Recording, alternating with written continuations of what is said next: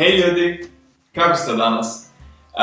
Ovaj novi format koji do sada nisam snimao, u principu neki klasični vlog u kojem ću vam pričati čisto što mi se događa, neka razmišljanja generalno i pokušavati vam dati možda neki malo više behind the scenes trenutak, onako opušteno uz šalicu čaja. Eto, to je možda jedna od stvari koje ne znate o meni, ja ne pijem kavu. Kavu sam prestao piti prije nekih, ja mislim da možda 2,5 godine. Pio sam jako puno kave. Jedan mi je homeopat preporučio da prestanem piti kavu i to mi je dosta pomoglo za sinuse. To je ukidanje mliječnih proizvoda. Tako da eto, tad sam na crnom čaju sa nekim zamjenskim mlijekom, sad trenutno imam kokosovo mlijeko, mislim. Uglavnom to mi je super miks i sad mi je nezamislivo uopće piti kavu.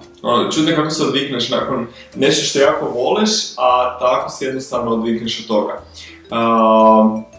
Dobro, krenemo redom. Što vam želim se ispričati? Prva stvar je to da mi je stigla nova leća. Kao što vidite, malo je pozadina više onako zamučena nego što je prije bila. To je 50 mm leća od Sonya. Naručio sam je s Amazona, i to francuskog Amazona, zato što mi britanski Amazon nije htio dostaviti u Hrvatsku, a mislim da znam i zašto. Leća je trebala stići već odavno.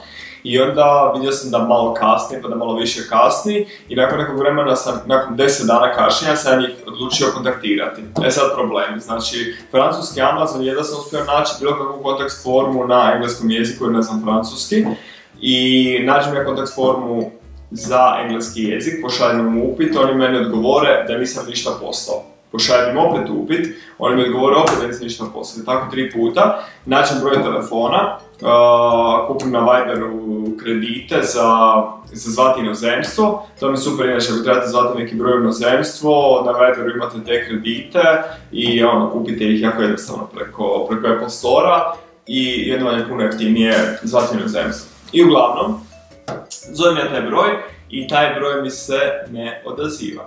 Zovem ja ponovo taj broj, javi mi se neka sekretarica na francuskom i automat i prekine mi poziv. Zovem ja opet taj broj, znači 15 minuta neko vrijeme koje je prošlo i ok, meni se stvarno neko javi, stvarna osoba. Ja kažem na engleskom da mi treba engleski servis jer ne pričam francuski, ok, preusmjeri mi se, ok.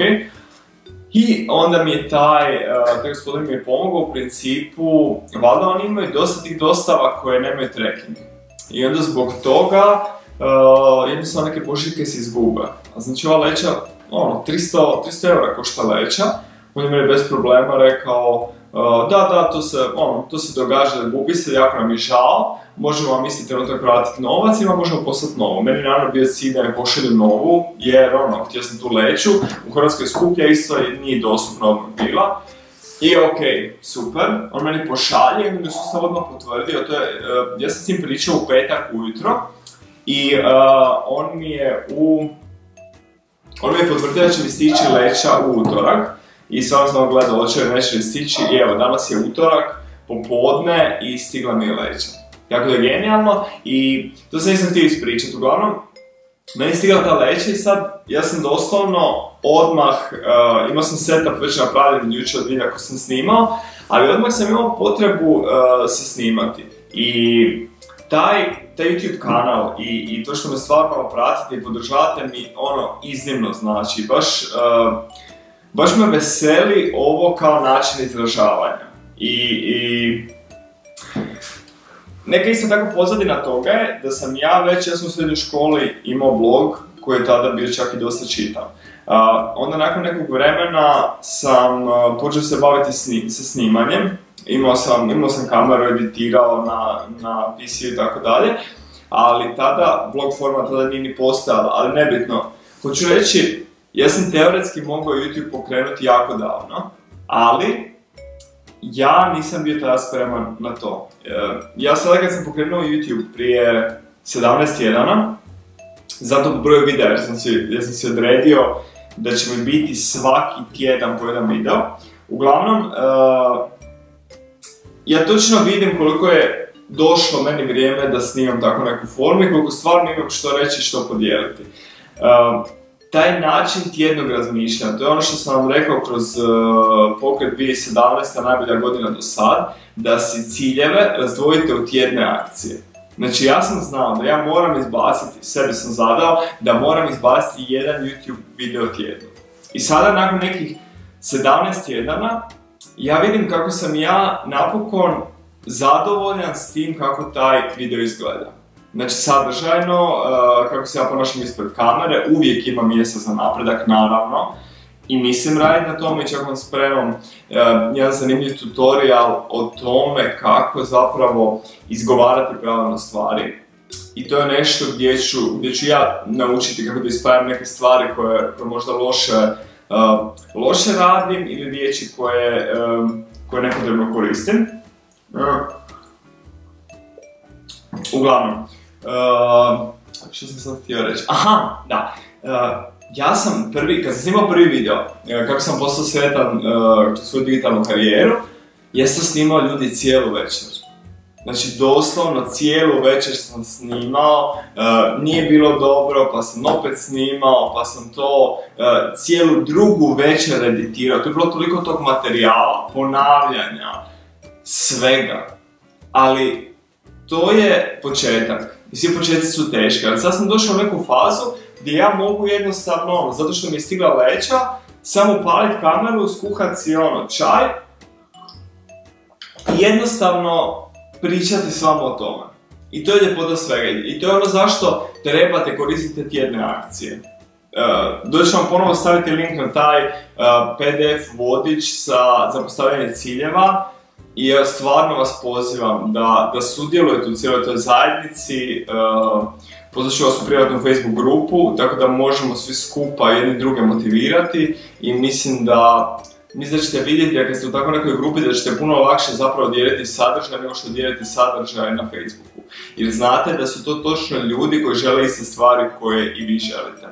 E sad, što se tiče mog razvoja YouTube-a, ovo mi je sad znači neki novi tip stvarnog sadržaja, ali druga stvar koja mi je pala na pamet je u principu možda korištenje YouTube live-a. Za neke stvari, ne znam za sve, mislim da bi vam to moglo biti zanimljivo, zato što nema editiranja. To je to. Vidite ono što se događa, možete popratiti, kasnije možete vidjeti cijeli video koji je needitiran i to je to.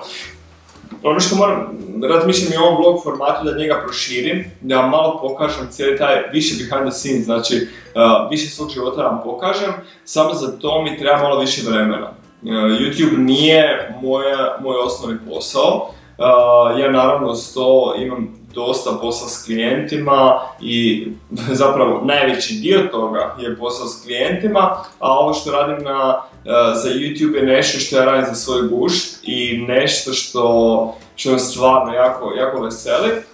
I tako da razmišljam o tome da proširim te formate. Zanima me od vas, da li imate li neke prijedloge u tom smislu, koje formate želite više vidjeti, odnosno želite li više vidjeti ovakvog needitiranog sirovog sadržaja gdje ja pričam o nekim aktualnim stvarima. To je to. Htio sam vam također reći, znači u četvrtak će vam ujutro izaći novi video u projektu 2017. najbolja godina do sad, gdje mi je gošća Morena Milevoj, osnivačica brendaonice. Pričat ćemo o važnosti osobnog brenda. Osobni brend je danas iznimno važan, ali u Hrvatskoj imam osjećaj da nemamo još dovoljno svijest o tome. Tako da svakako popratite u četvrtak ujutro taj video i ukoliko niste, istražite brendaonicu. Imamo 14.10. u Zagrebu brendaonicu. Dođe ću vam staviti link da vidite više o tome, ali u četvrtak ujutro ćete dobiti sve informacije konkretno što tamo možete naučiti. I eto, mislim da je to za ovo naše kratko druženje uz čaj. Nadam se da vam je ovaj format zanimljiv. Ako je, lajkajte ovaj video i komentirajte mi ispod ako želite nešto više tog formata. Ništa ljudi, uživajte u ostatku dana i ostatku tjedna. Nalazimo se u zadnjem kvartalu ove godine, nadam se da radite po tom pitanju sve da ova godina bude najbolje do sada. Subscribe-ajte se na moj kanal ukoliko još niste i provjerite što ima novo na mom blogu tomislav.com. Hvala vam, vidimo se!